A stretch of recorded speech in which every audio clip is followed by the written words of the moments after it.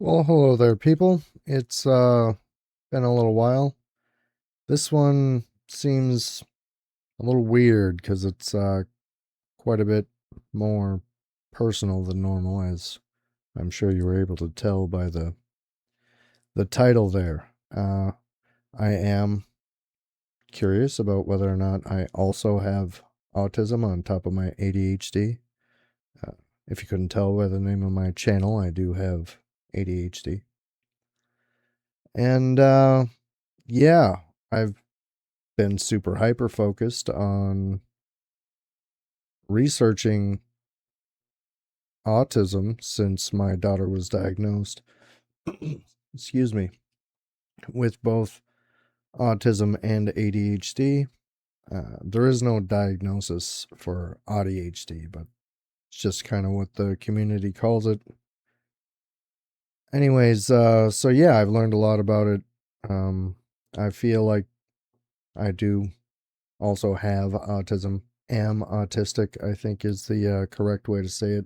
Specifically because it's weird. You have ADHD, but you are autistic. But I am ADHD as well. It's your brain. It's how your brain is. So you are that. It is part of who you are. But anyways, so yeah, uh my daughter got diagnosed, and that's leading me to look into autism more, and that's leading me to believe I have autism. I've watched hours and hours of content from doctors and people with autism and ADHD, and yeah, I figured it would be fun to make a video. I'm going to react to this video of, let's see, DrThatcherPsychTalks, because I like this video a lot. There's a whole bunch that reasons you have ADHD or other similar titles. I'll give some creators some shout outs to some creators later. Um, but I'm going to react to this video because he does a good job of kind of describing what's causing the different symptoms between the two different diagnoses and why they might conflict or complement each other or mask each other or whatever. Um, I'm not going to edit this video as little as I can anyway, just I've seen some other creators do similar things, and I feel like just me being me in a comfortable setting, maybe you'll get a sense of like how autistic people, or I'm definitely have ADHD, so how ADHDers might process stuff when they're just kind of yammering into a mic. I don't know. Um, I have always thought I'm weird. Uh, most of my stuff I assumed was ADHD, but didn't really explain everything. But we'll go through this video and I'll kind of talk about, as he goes through, like why you might have both. Uh, I will pitch in my 2 cents about why it lines up with me or why I think it could line up with me or whatever. So let's get to it. Oh, I will make edits if like my dogs go barking or I have a zone out like the one I just had for a very long time, which does happen, 30 seconds or whatever, but that's an eternity in a video. Um, so yeah, let's get to it. Here goes the video.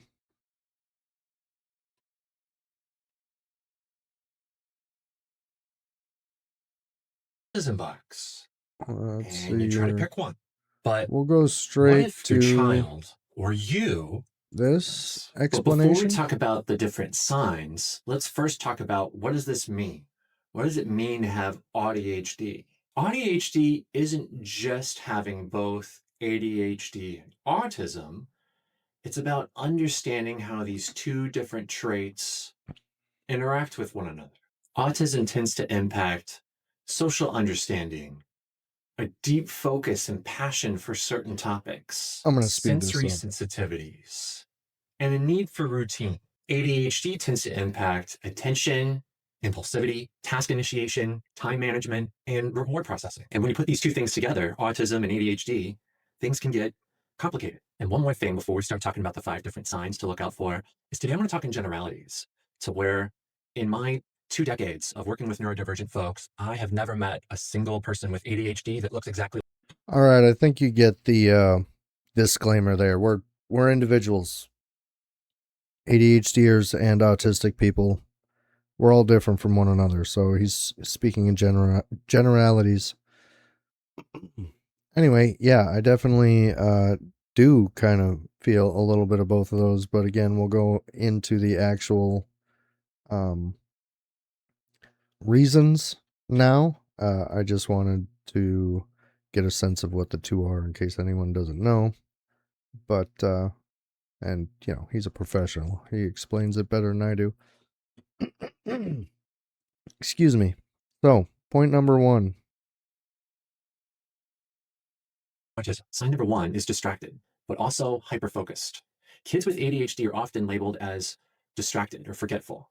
But if they also have autism, you may also see them be hyper-focused on their special interest. And what you might see is that during homework, they may jump from one task to the next and need reminders to stay focused. But when it comes to their special interests, they may spend 5 hours building a Minecraft city straight with no breaks.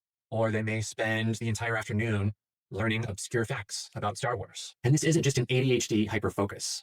This is an autistic special interest that brings with it a lot of passion and order and comfort. Here, I'll give you an example of this to where I worked with a patient one time to where he was struggling and pretty. Okay, so I'll give my own example. You can go watch his video if you want to see all of his stuff.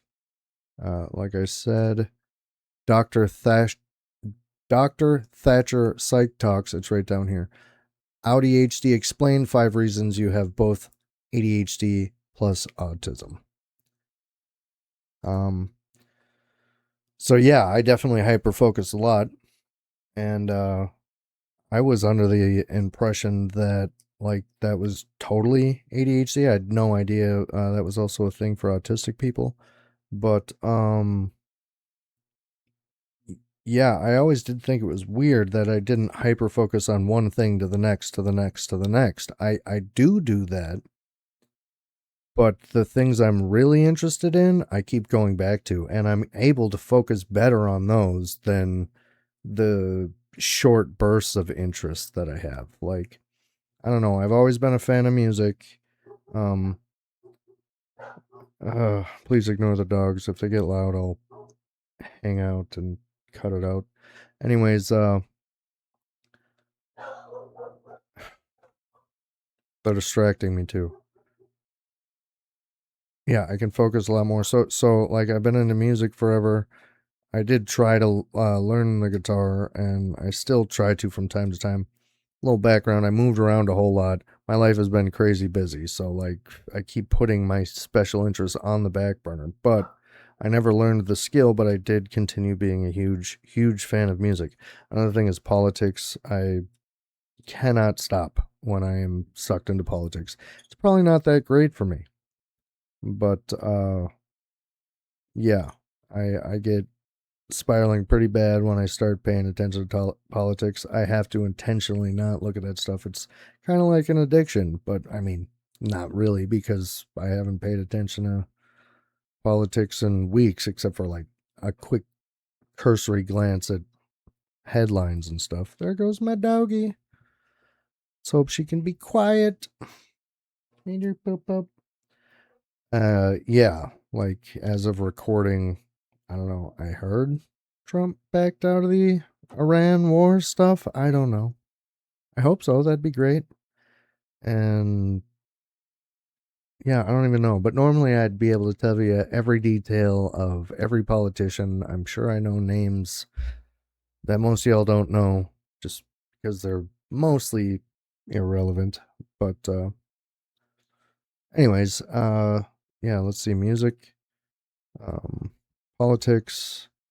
I've been getting into the Linux, privacy, online data, all that kind of crap a lot lately. That stemmed from my politics, so it's kind of an offshoot of that, but I've stayed fairly engaged. I mean, I keep going back to it.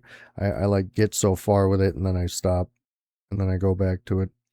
I've always been interested in learning Spanish. I'm continuing that. I'm actually getting a lot further now than I ever had been.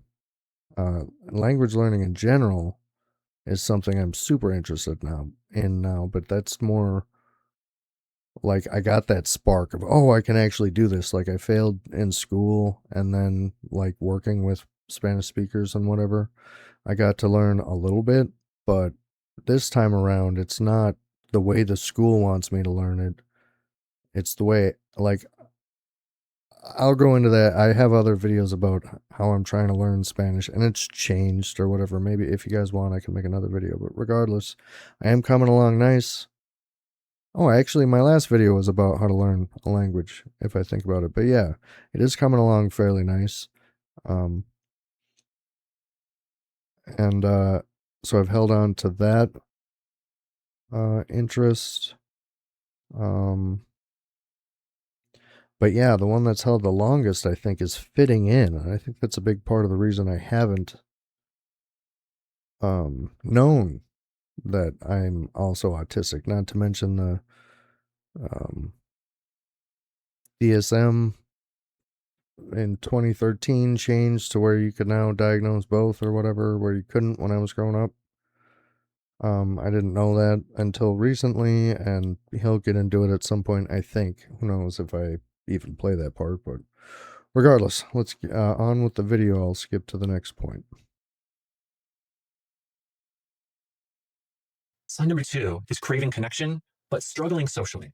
So where ADHD kids may come off as talking too much or interrupting others, and autistic folks can come off as very quiet or socially awkward. But someone with both may desperately want that social connection. But during social interactions, they may find it confusing and exhausting and even painful. And I've worked with teenagers that have both of these issues to where they'll say something along the lines of that I'm told that I talk way too much. And then when they say that I'm annoying them, I shut down. I don't say anything at all. And then they get their case jumped about that. So they don't know what to do. So here's some different.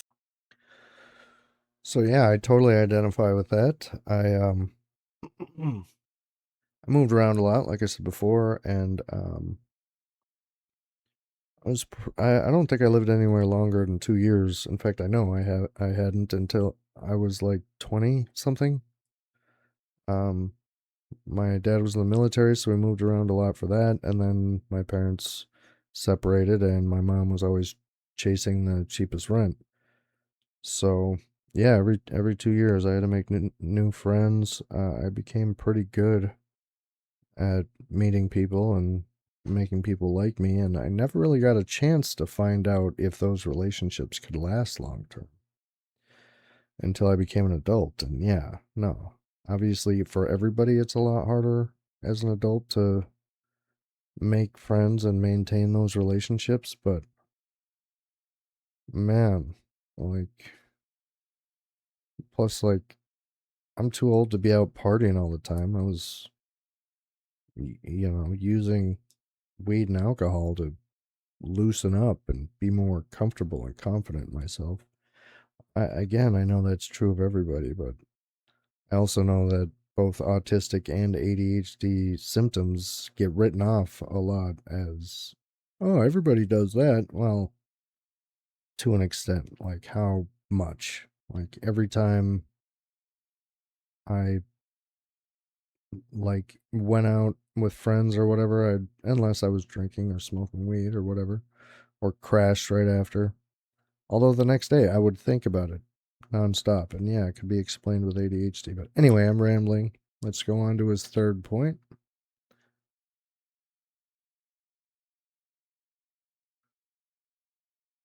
Can't sit still, but they're also overwhelmed with the world around them. ADHD is associated with restlessness, fidgeting, and sensory seeking, while autism can be associated with sensory sensitivities, so being sensitive to bright lights, loud noises, itchy textures. And with AuDHD, it's both of these things, to where they can't sit still and everything is overwhelming. So I want you to imagine needing to around constantly in order to stay regulated, while at the same time, all these different sensory issues are overwhelming for you. And I've worked with a lot of teenagers that have. Yeah, so this was definitely a thing for me. I guess I didn't think I had too many sensory issues growing up. But I did like sensory things. My, my drug of choice in high school was hallucinogens, and I saw fun things, bright lights, this or that. And no, that's not going to cause autism. uh, yeah, I mean, it may do a lot of damage to your brain, but I've been this way my whole life. As far as if at most, the hallucinogens made me more outgoing. They helped me become a little more of an extrovert. I was definitely inside my own head as a kid. But yeah, nowadays I do have a tough time telling if it's somebody's brights on or if they just have bright headlights. Uh, they both hurt my eyes. Uh, when I'm driving a forklift, that backup beep. Oh my god. But I know they're temporary, and I do think I've conditioned myself over time to just deal with stuff. He talks about masking later. But yeah, just like and he's talking about stimming. I haven't had a whole lot of fidgets, but I do, I did smoke cigarettes for years and years, and I was a bit of a chain smoker. I'd be fiddling with this. It was a socially acceptable thing to fidget with. It was always up to my mouth.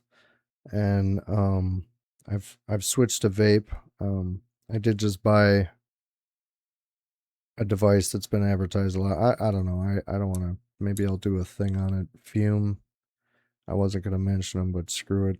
Um, we'll see. We'll see. I don't know. Because it is a fidget and it's just repeats the like. You know, I can fidget with it, and it also mimics the hand mouth sensory stuff that I've kind of done for myself. I've always tapped my feet, and yeah, that could just be ADHD fidgeting, but some of it I think is more like stimming because like I do it when I'm excited or nervous, not just all the time. And my initial diagnosis was ADD, which if you don't know, they no longer do ADD. It's ADHD, and you're either inattentive, hyperactive, or combo. I do think I'm a combo.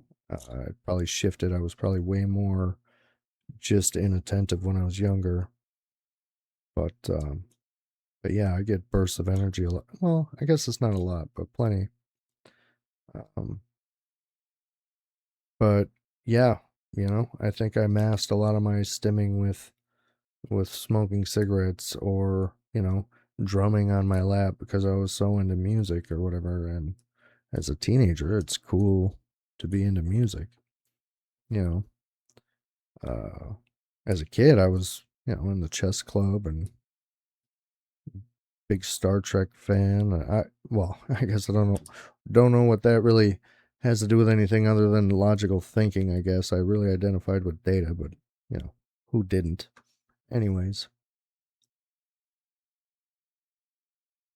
Sign number 4 is immature emotions that aren't immaturity. ADHD and autism both affect emotional regulation, but a little bit differently. ADHD is more related to emotional impulsivity, while autism can be more related to difficulty identifying and expressing emotions, other known as alexithymia. And when these two traits come together, it can look like various things. It can look like emotional explosions that seemingly come out of nowhere, that they have meltdowns that are disproportionate to what happened, to what initiated it. And after these emotional eruptions, you may see a deep sense of shame or confusion about why they acted the way that they did. And I've heard this story a lot from parents, to where they'll talk about how their son or their daughter, they seem very calm sorry and about quiet, the and dogs then not about again. a minute later, they are shouting and screaming and angry.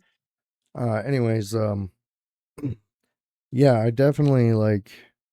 I'm glad he brought up alexithymia.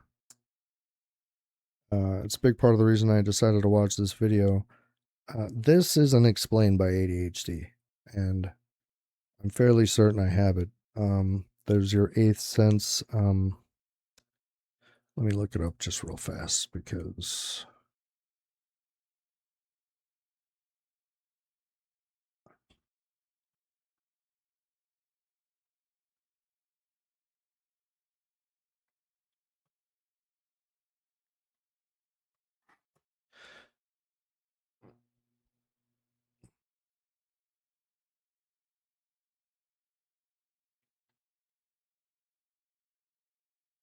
interoception. That's what it is. Interoception. It's where you kind of have, and it has to do with alexithymia. It's where like you don't notice stuff too much. It's got a lot to do with monotropic thinking as well, which both ADHD and autistic people have, which is where you're focused on one thing and only that one thing for a long time. Although with ADHD, you're easily distracted, which I definitely have ADHD. I'm very easily distracted as well. Just my brain goes all over the place, as you can probably tell. Regardless, the alexithymia, my feelings, they are like, I'm not bipolar, and apparently autistic women get misdiagnosed as bipolar a lot. I'm sure men do too, but it's more common in women because I don't feel my emotions until they're more extreme. Most of the time, I'm neutral, and it's not, and I'm just like, I'm all right. In fact, when I don't get why people say they're good. How you doing? Good. No, I'm not good. I'm all right. I'm not bad. I'm neutral. I'm just fine. Good is better than normal, right? I thought so, but everybody always says they're good. If you're good all the time, what's eh? What is eh? I mean, fuck, I wish I was good all the time. Damn it, I swore. Anyways, yeah. I also like as I've gotten older, I feel like I've noticed hot and cold a lot more, but when I was younger, like I would always forget my jacket until the sun went down and I froze my ass off, but I was just fine until the temperature dropped another 10 degrees or whatever. Same with being hot. I'm just fine, you know, in fairly hot weather until I got older and started like my wife is very sensitive to that stuff. She's got MS, which makes her even more sensitive to it. So yeah, I've definitely noticed when things are hotter and colder since I started paying attention. But yeah, it didn't used to bother me like at all. And in fact, in the summer century things, I would love wrapping myself in a blanket uh, because I love the feel of a big comforter. Just felt great being all wrapped up in a blanket. I don't know. Anyways, yeah, I really wanted to address that because that was kind of the eye opener for me. Like, ADHD doesn't really explain that. And I always thought, I always knew I had emotions, and I just thought it was emotional dysregulation. But I don't know. That seems more like it's like you can't control your emotions, which I can't, but um, that's just because I don't really feel them until they're explosive. Like, I'll be welling up with tears of joy or whatever. Like, I don't know. That happened when my daughter was born, was about the only time that happened. But, like, I know what joy is because, like, I'm excited. I'm hyper, really. And I tend to be more, loose, social. Like, I don't need the weed and alcohol to feel more stoked about something, whatever. More loose, yeah, comfortable in the situation. Um, but yeah, I lost my train of thought, so let's get back to the video. And are we at the last sign already? Last sign. And finally, sign number 5 is that they're high functioning, but they're masking constantly. And this is one of the most misunderstood things about AuDHD is the masking aspect. And this is especially common in girls or assigned female at birth individuals or AFAB individuals to where masking means that they're engaging in a lot of hiding aspects of themselves or compensating in order to appear normal. Some different behaviors that you may see is that they become exhausted after social events. Or you may also see that they're very pleasing. They're overcompensating. They're mimicking in order to fit in. And of course, you can imagine with individuals who are masking, that if you're doing that all the time, if you're hiding parts of yourself, if you're trying to compensate, well, that's going to lead to some other mental health issues like anxiety and depression from all of the self-monitoring that they're doing. Am I doing this right? Did I say that right? I want to make sure that I please that person. Did I say the right thing to them? What did that facial expression mean? It's exhausting. So why does all this matter? Why does All right. So that's the rest of what I'm going to watch of his video. Go ahead and check it out if you want to see the whole thing. But yeah, I know he said especially in girls and women, but I was raised mostly by, I mean, my long story short, my teenage years, where I was getting to know who I was and my feelings and all that. I was mostly raised by my mom, and I always got along more with women. I don't know. I just always did. I was always more comfortable with them, I guess, possibly because they were less intimidating. Uh, as far as like trying to be cool, trying to be a man, all that crap. And I did feel like I was pretty high functioning. I did really well in school until my social life became all I cared about. And then I did pretty terribly. But my brain, like, I never stopped being curious about things. People never stopped calling me mature for my age or whatever. Because I thought pretty deeply. And I still do. Especially the more I get to know other people. And I do think that was kind of one of my special interests is like being normal, getting to know how people act. Like I know a little bit about psychology, and because I moved around so much, I've gotten to know how people act. And I do think about, oh, that was weird. I just did something that was weird, or oh, like how should I, whatever. Where should I put my hands? Like, uh, I overthink all that crap. Uh, but I feel like I've gotten really good at it as well. Um, Here I'm on my own. The mask is down. I don't really care how I'm acting, and also over the years I don't have a whole lot of friends anymore. I don't care. The people around me now just know my quirks. That was another thing I was going to mention earlier. Is like I was diagnosed a long time ago with ADHD as a child. Or ADD, re-diagnosed with ADHD inattentive as an adult in my 20s. Just to like, because in my day, they used to say kids will grow out of it, but they didn't know anything back then. And obviously, they didn't think you could have ADHD and autism. And now, like, more and more people are being diagnosed. By the way, if you didn't know, that's why more people are being diagnosed with autism, is because the criteria have changed over the years more as we learn more about it. Anyways, yeah, I forgot what the heck I was saying.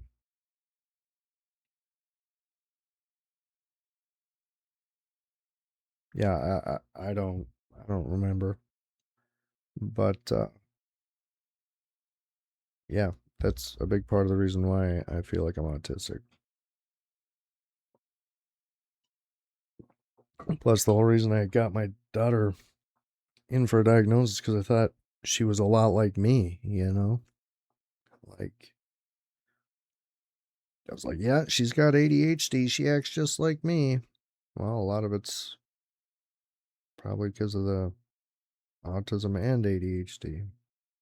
She does seem like she's more autistic. Although, again, I feel like I've masked a bunch of stuff out. She makes noises and stuff. I used to kind of too. And when I think about it, and like comfort phrases or whatever, you know, I have stuff I just say sometimes. It's usually references to stuff, which I know everybody does, but like I do think the neurodivergent, especially, and probably autistic people do more. If you know South Park, I do Shablagu. I don't know why. I love that phrase. It's silly. And then just randomly I'll go and